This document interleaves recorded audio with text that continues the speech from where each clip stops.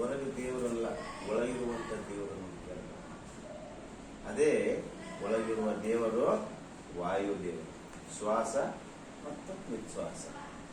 ಶ್ವಾಸ ಇದ್ರೆ ಈ ದೇಹ, ಶ್ವಾಸ ಇರುತ್ತಂದ್ರೆ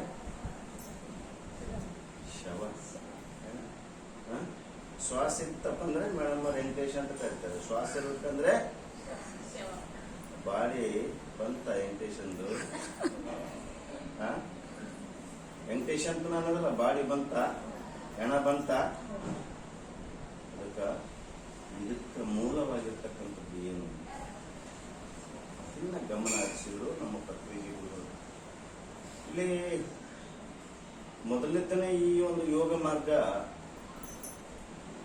ಪರಶಿವನಿಂದನೇ ನಮ್ಮ ಭೂಲೋಕಕ್ಕೆ ಬಂದಿರತಕ್ಕಂಥದ್ದು. ಆದಿದೇವನಾಗಿರ್ತಕ್ಕಂಥ, ನಿರಾಕಾರ ಬ್ರಹ್ಮನಾಗಿರ್ತಕ್ಕಂಥ ಪರಮಾತ್ಮನ ಮುಖಾಂತರ